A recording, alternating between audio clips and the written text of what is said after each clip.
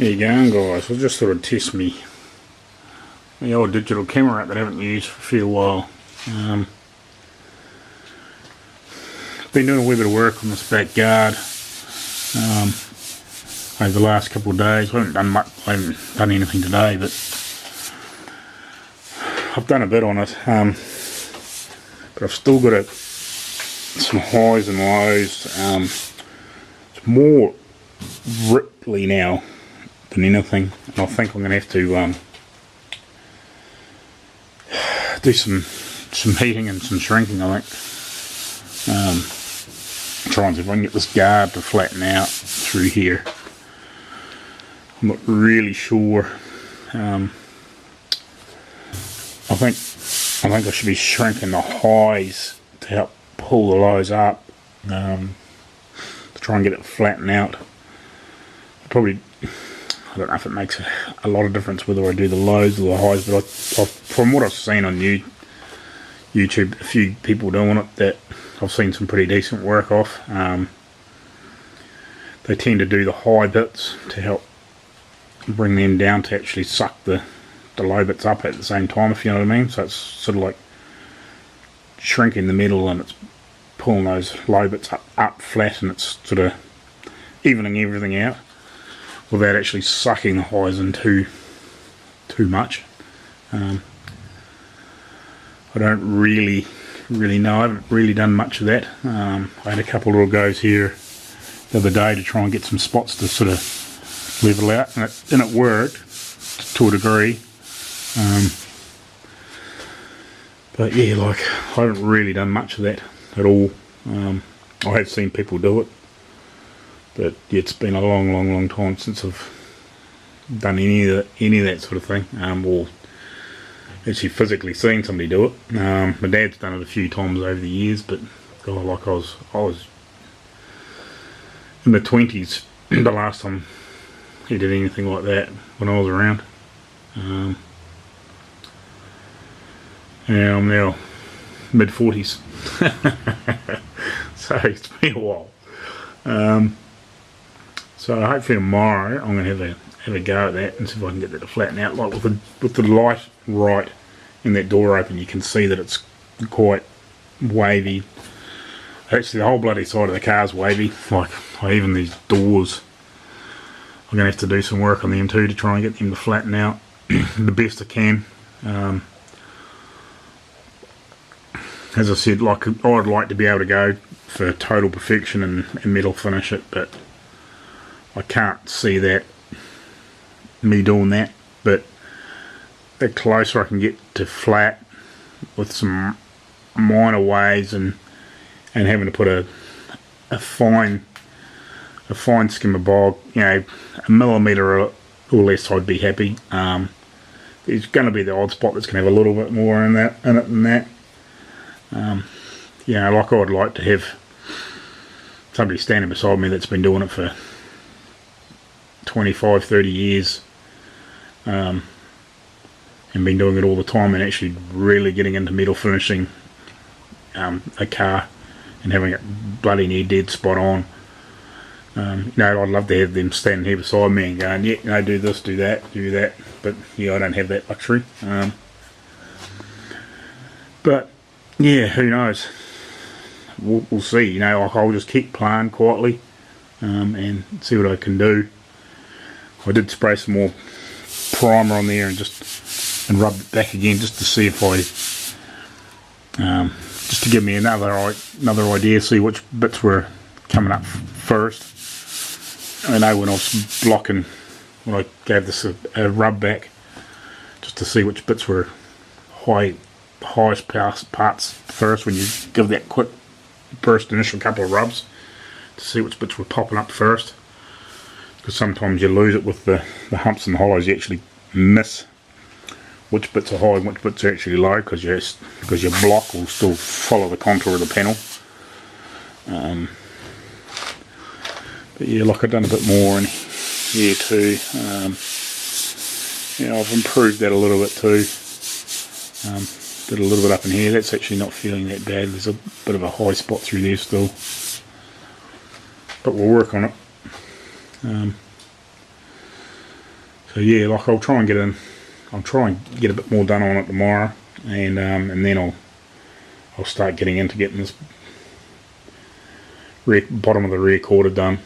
Otherwise I'll lose too many days trying to get this really, really perfect. But if I can get it good, and then maybe later on I can work on, when the car's a lot lower, I can work in over top and finish it off if I have to, or do a bit more or something.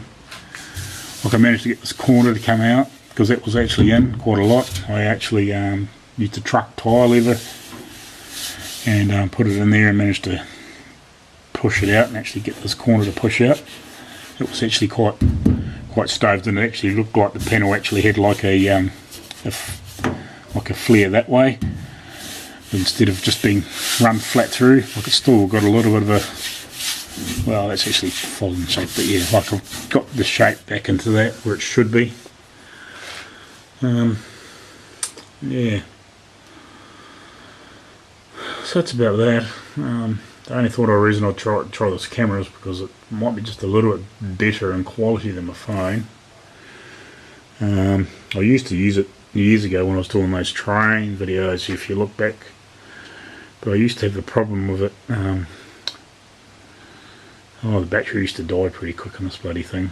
Like it's quite a good camera for taking photos, but you always used to suffer a bit when you used to try and take videos and use the zoom and all that sort of stuff. But it might be right for this if you're not zooming. So I thought I'd just try it, see if I can get a bit better videos. So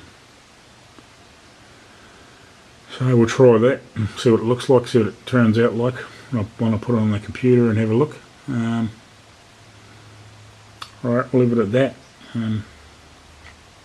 Yeah, I'll show you some more tomorrow. Alright, cheers.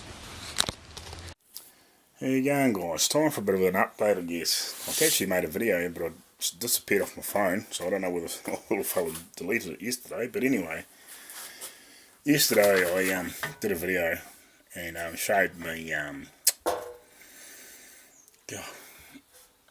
my template for my inner panel.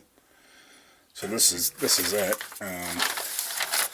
I've got all my measurements on it for the swages and all that sort of stuff, and I've got a couple other bits on the other side for the extra piece out the back, which is here. I actually had this all drawn out yesterday on the flat sheet panel steel when I did the video, but I can't for the life of me find it on my phone. I don't know what's going on, but anyway. So yeah, the extra piece is this piece back here. Unfortunately I can't bend this without bending that bit, if you know what I mean. But that's easy to straighten out, and 9 times out of 10 I'm not actually using it. Well, on this I've never used this piece anyway, because I've always had to trim it off and go around the extra bit around the back guard. But this is the next panel made up. We're ready to, well, almost ready to go. I've just got to bend all the flanges over for in this end from these bits, so I've got to bend those bits over and trim the corners out and all that sort of stuff. And I yesterday when I did the first bend, I thought this here is still flexing, so I actually welded this bit of box section in here, and that improved things quite a lot. So now this bend, this is the first one I did with that. Okay, it's not still a real hard, sharp, square bend, like it's still a rolled, but it's very, very tight now. So I'm pretty happy with that. Like it's pretty reasonable, really. It's pretty reasonably tight. Like that's not a bad bend. So hopefully this one here fits a little better in this corner than that one did. So yeah, so like I've got the hole in the drain hole in the corner pre-drilled, pre-cut and all that sort of stuff. So today I'm hoping to, well, I'll get this little bent over fitting. I'll clean up the original outer again. I'll whip those the old inner pieces off where that clamps on, and once I've got the inner in, roughly, I'll fit that and we'll shape that bottom edge properly like I did with this one, and put the little slits in it and get all that shape right. And then hopefully tomorrow, which is basically New Year's Eve, I'll get the outer skin made and tacked on during the day. And then I'm not really planning on having a big New Year's Eve. I don't have much money. I've got a few drinks in there that I can have later on, but I'm not too fussed, to be honest. Got better things to do than getting pissed all the time. Even though I do enjoy a drink every now and again. But yeah, I'll try and get this all done, because then I've only really got one more day off after that, and then I'm back to work. So that'll be nice to get this corner done. I was planning to get a wee bit more done, but it's just been so bloody hot in the middle of the day. By the time I want to start welding or doing anything like that, it's just too hot, because you got to put a few clothes on to get some protection, and when it's getting close to 30 degrees Celsius, which is not super hot, but it's getting pretty bloody hot. Last thing you want is long pants on and long sleeve tops on, and for protection, because you're just sitting there sweating, which makes it not very pleasant to try and weld in that sort of heat. Even though, I don't do it for a job, so I ain't going to start trying to do stupid things in the heat. If it was early in the morning or something like that, or later at night, if I could make it, I could probably weld this in later at night too when it's a bit cooler, because it's not too noisy. I'll probably get away with it then, but when it's a bit cooler. So I'll try and get this in the next hour or so, get it all bent up and fitted, and trim this corner out where I've got to, like I said, where I've got to trim this extra piece out, which is not actually on that, but I've got all the measurements and everything drawn up on the back. So I know what extra to add to fit this all in, and we'll get this fitting in. I'll probably trim this off through here somewhere and up into here somewhere and join it in like I did the other one. I'll probably nick. I might just nick it off through here though. Well, you cut it off through here and nick it off through here, because it's a bit rotten in that bottom bit.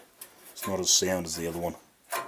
So I'll try and get this piece in here too with a bit of fresh steel, which will be this bit, and then chop it off through here somewhere and weld it in. Because I don't really want to go back into here and pick this all apart and weld it in because it welds in. It's welding in here with all these other joins. It's a bit more work. Well, it probably wouldn't be terribly difficult if you really wanted to get in there and do it really well. If it was really rotten in here, that's what you would do. You'd pull all this apart and put it in, and put the extra piece in there and behind there, which wouldn't be, well, I wouldn't say it's not super difficult, but yeah, you could definitely do it without too many problems. But I don't think I need to go to that length if I just trim it off through there, and just to get rid of that, just a little bit of holy spot there. Or I could probably clean it up, and I could probably weld it up and dress it up, because it's wow. But yeah, it's probably going to blow through too quick, so we'll nick it off through there and make that work. So yeah, and I've got this reasonable now. Like, it's not perfect, but it's pretty good. I can get this bottom panel and everything on and get that all welded on. And then when we get it back down on the ground instead of way up on these stands, what am I, about 5'10" or 11, I suppose. So I'm not super tall, but I'm not short. But this is up quite high, just so it's easy to work under here. So when I get it back down with the diff and everything back in it, I can come back in here and have another week play and get this better, and spend a little, another couple of hours or something just to try and get the last little bits and get it in here a wee bit easier. I've got it good enough now but I'm happy to leave it and put this on. I've got it good enough that it's not, let's see if I can show you with the lights.